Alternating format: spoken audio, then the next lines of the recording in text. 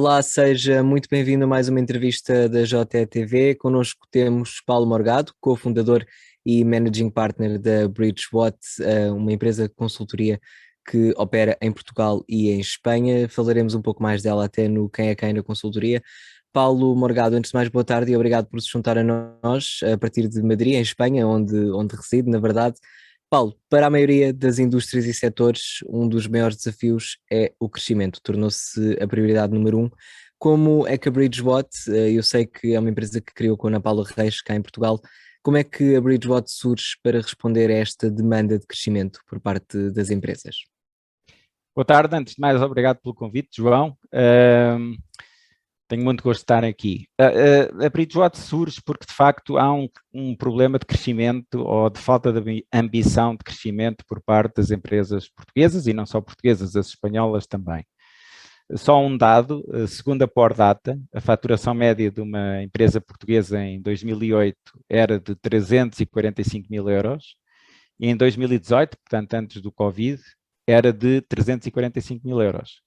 Portanto, a faturação média das empresas portuguesas não cresce, teve 10 anos estagnada, com o Covid eventualmente piorou. Portanto, achamos que a falta de crescimento das empresas é um problema que tem que ser abordado e endereçado por uma empresa que se especialize nisso. E por isso criámos a Bridgewatt.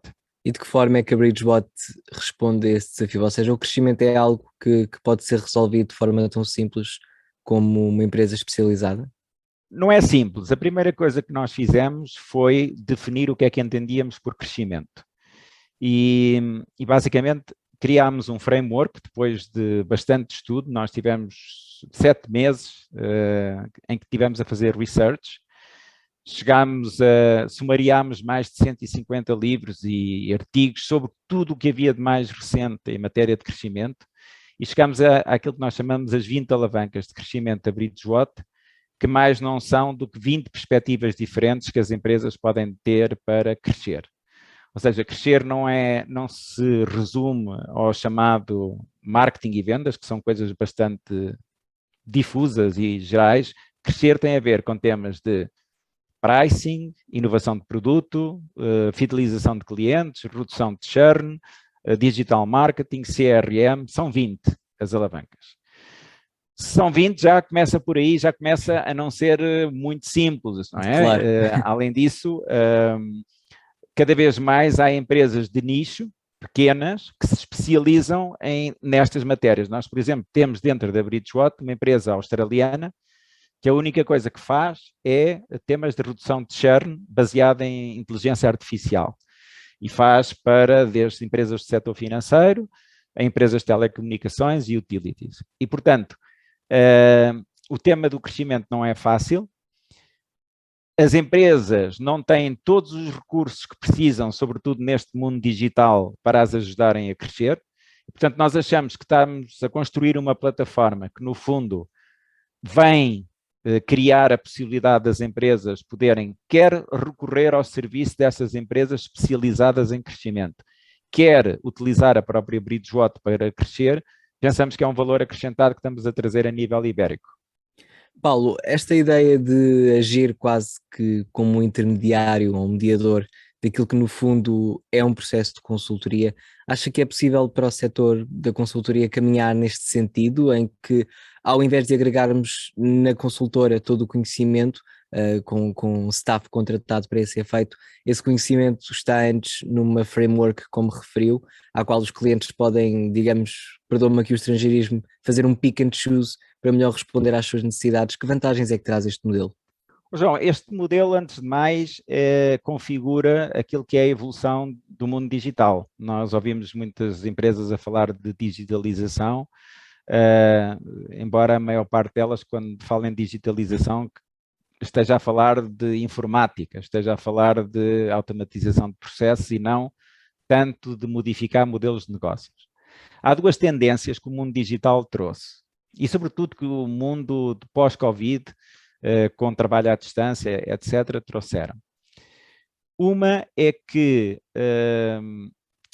os recursos, as pessoas, estão estão cada vez mais móveis. Portanto, as grandes empresas têm cada vez mais dificuldade em reter pessoas.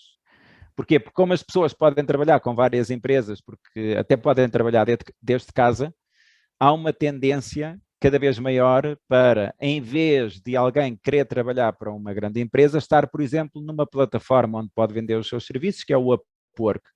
Não estou a fazer publicidade nenhuma, o Upwork é uma das maiores plataformas onde podem estar programadores que têm lá o seu rate diário, têm as suas estrelas e podem trabalhar desde aí. Há outras aqui em Espanha, há Shakers, há também várias a Fiverr, uma plenitude delas. Isso, a Outviz, etc. Pronto, portanto, uma grande tendência do mundo digital é esta, vamos dizer, esta plataformização e este crowd que se criou em termos de... E, portanto, não são coisas que sejam já futurísticas. Não, já estão a acontecer. Pronto, isso por um lado.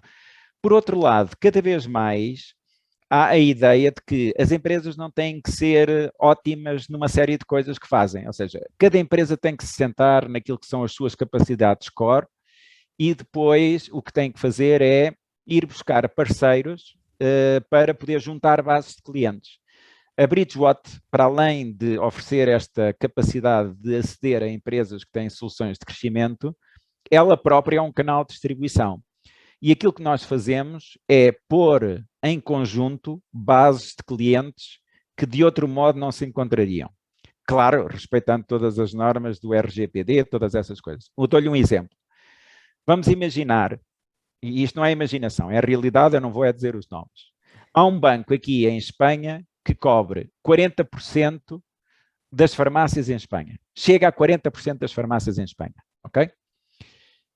E por outro lado, pode haver uma empresa que vende os chamados dispensadores automáticos de medicamentos. Aqueles robôs que vão buscar... Sim, vamos começando a ver também em Portugal. Isso. Não, já se vê em Portugal há muitos anos, sobretudo em algumas farmácias. Pronto. E vamos imaginar que essa empresa que vende os tais, vamos dizer, robôs, quer chegar às farmácias. Bom, se utiliza a chamada inside sales, que no fundo são televendas, os das farmácias não vão comprar porque acham que são júniores que estão a contactá-los e não percebem o seu negócio e uma coisa qualquer. Claro. Se há uma força de vendas pessoal, não é rentável, porque, quer dizer, as pessoas andar a viajar de carro, a visitar as farmácias todas, é um problema. Por outro lado, as farmácias, se calhar, não andam no LinkedIn, porque são pequenas demais para estar no LinkedIn. Mas também não é no Instagram e no Facebook que vamos chegar aos donos das farmácias, provavelmente. Então, qual é a solução? A solução é dizer a essa empresa de robôs, olha, tens aqui um banco que chega a 40% das farmácias espanholas e, portanto, vamos fazer uma campanha conjunta. E, portanto, o que a Bridgewater promove é isso. O banco leva esta oferta de robôs à sua base de clientes. Para os bancos é ótimo, porque deixam de estar a oferecer um commodity, que é dinheiro, é um commodity, e para a empresa de robôs é ótimo porque consegue chegar a 40% dos clientes espanhóis, dos seus clientes espanhóis, de forma direta. Portanto, isto é um mundo digital a funcionar. É um mundo digital, como temos ouvido, Paulo. O que é que impede outras consultoras de adotarem modelos semelhantes ao vosso? Podemos ver este registro ganhar terreno, talvez alargar-se a outras empresas, nomeadamente em Portugal. Sabemos que o setor da consultoria tem uma tendência, ou melhor, um problema assente, que é a tradicionalização e até a própria atratividade do setor para talentos jovens tem sido um tema de debate nos últimos tempos, porque sabemos que não há muita atratividade na profissão. O que é que falta para vermos este nível de disrupção ou de inovação a chegar também a consultoras de outra dimensão? Nós nem nos consideramos verdadeiramente uma consultora, João. Ou seja, nós, no sentido clássico do termo, nós somos de facto uma plataforma com conteúdos, ou seja, as 20 alavancas de crescimento é um trabalho de consultor, podemos dizer isso, mas nós somos sobretudo uma plataforma digital que põe em contacto especialistas de determinadas áreas com as empresas que necessitam. Olha, uma das coisas que as consultoras têm, as consultoras vão sempre ter razão de existir, até porque às vezes as empresas não têm os recursos e não têm a sofisticação de recursos para levar a cabo certos e determinados projetos. Especialmente em Portugal. Não, em todo o mundo isto acontece. Outras vezes é uma questão, passa a expressão de preguiça, ou seja, as pessoas andam envolvidas no seu dia-a-dia e querem ter lá uns consultores a fazer os trabalhos de mudança que tenham que ser feitos na empresa. Mas há uma coisa muito importante.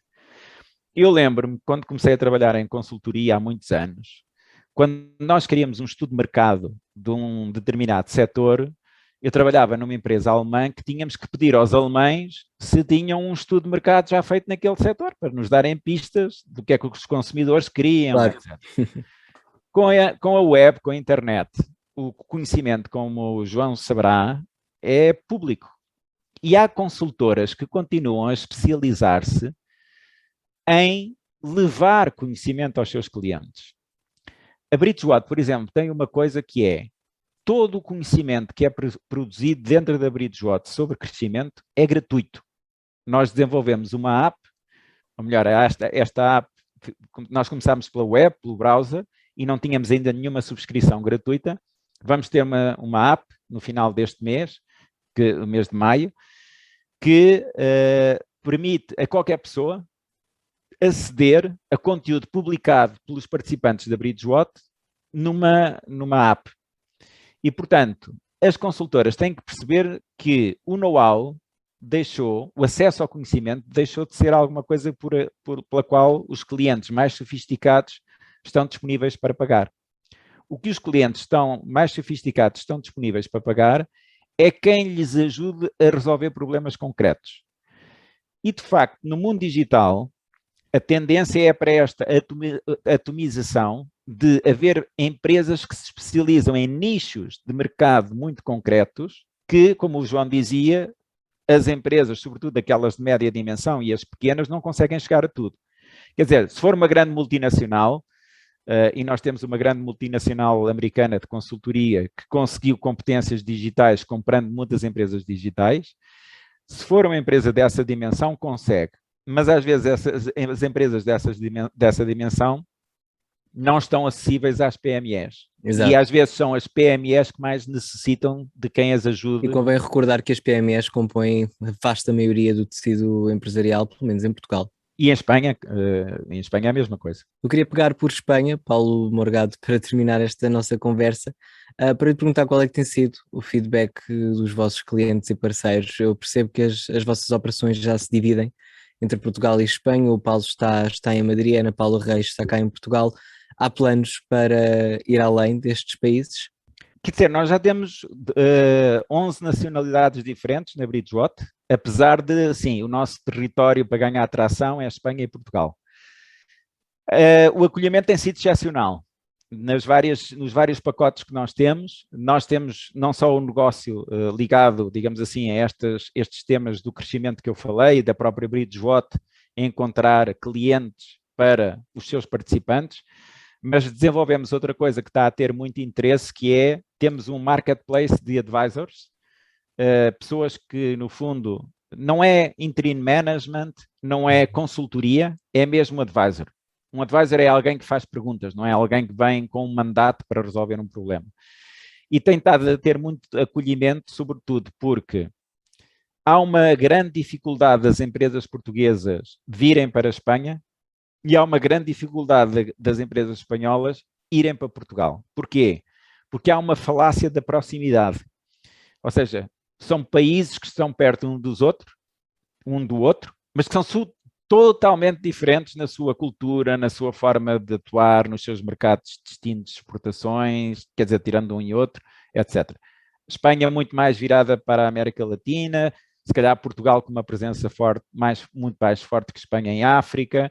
São mercados que podiam ser bastante complementares, mas claro, quer dizer, uma das coisas que nós temos apostado também é neste, vamos lhe dizer erradamente, cross-border, porque não há aqui nenhum border, entre Portugal e Espanha. E João, deixa-me dizer-lhe, eu acho que nós nos estamos a adiantar no tempo, porque eu acho que mais tarde ou mais cedo a iberização vai ser um facto, e oxalá que sim, a bem de Espanha e a bem de Portugal, que precisam um do outro.